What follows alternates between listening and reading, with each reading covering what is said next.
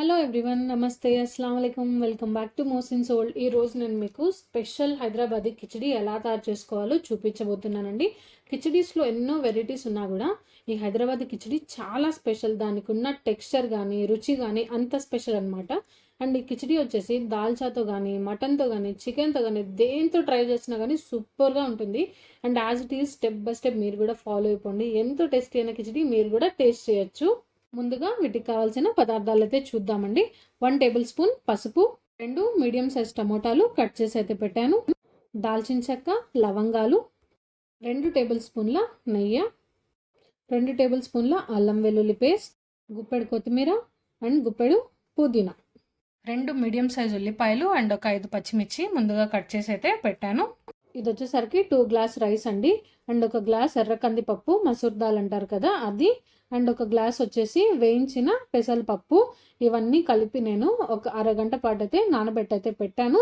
మీరు కూడా ఇలా నానబెట్టే పెట్టుకొని చేసుకోవాలి, అప్పుడే టేస్టీగా వస్తుంది. ఇప్పుడు కిచిడిని ఎలా తయారు చేసుకోవాలో చూద్దాము. దీనికోసం ముందుగా ఒక మందపాటి గిన్నెనైతే తీసుకోండి. కొంచెం వేడైన తర్వాత 2 టేబుల్ స్పూన్ల ఆయిల్, 2 టేబుల్ స్పూన్ల నెయ్యి అనేది వేసుకోండి. ఈ రెండు కొంచెం వేడైన తర్వాత స్పైసెస్ వేసుకుందామండి. కొంచెం దాల్చిన చెక్క, కొంచెం లవంగాలు అనేది వేసుకుందాము. ఇప్పుడు ఇందులోకి పచ్చిమిర్చి కూడా వేసి 1 నిమిషం పాటు అయితే ఫ్రై అవనిద్దామండి. మిర్చి ఫ్రై అయ్యాక ఉల్లిపాయలు కూడా వేసుకుందామండి. ఈ రెండు చక్కగా ఆయిల్లో కలిసే విధంగా అయితే ఒకసారి కలుపుకుందాము. ఉల్లిపాయలు కొంచెం కలర్ చేంజ్ అయిన తర్వాత 2 టేబుల్ స్పూన్ల అల్లం వెల్లుల్లి పేస్ట్ అనేది వేసుకొని ఉల్లిపాయలోకి చక్కగా మసాలా అంతా కలిసే విధంగా అయితే కలుపుకుందాము. అల్లం వెల్లుల్లి పేస్ట్ వేసిన తర్వాత 1 నిమిషం పాటు అయితే ఫ్రై అవ్వనివ్వండి. అండ్ ఇప్పుడు ఇందులోకి మనం ముందుగానే కట్ చేసి పెట్టుకున్న టమాటా ముక్కలను అయితే వేసుకుందాము. టమాటా అనేది కంప్లీట్గా ఆప్షనల్ అండి. వేస్ట్ చేసినా బాగుంటుంది, వేయకుండా చేసినా కూడా బాగుంటుంది.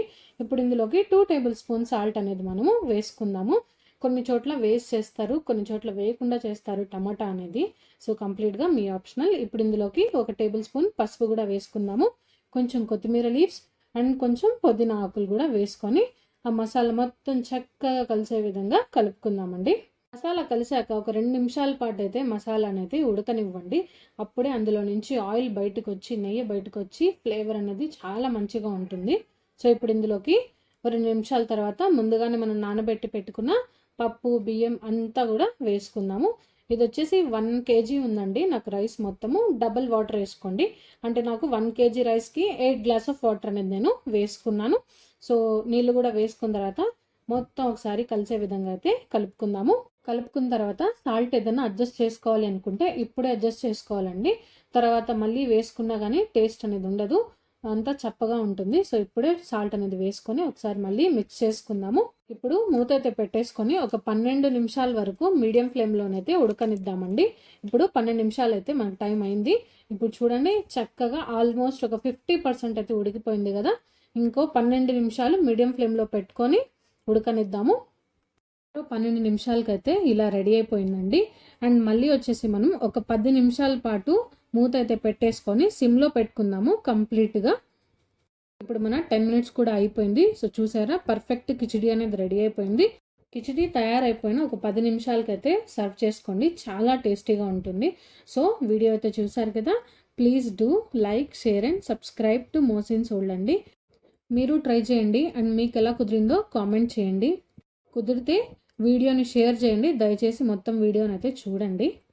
కొత్త సబ్స్క్రైబర్స్ ఎవరైనా కూడా న్యూ సబ్స్క్రైబర్ అని కామెంట్ చేయండి, సో దట్ నేను మీతో ఇంటరాక్ట్ అవ్వడానికి వీలుగా ఉంటుంది. మరొక మంచి రెసిపీతో మళ్ళీ కలుద్దాము. Thank you.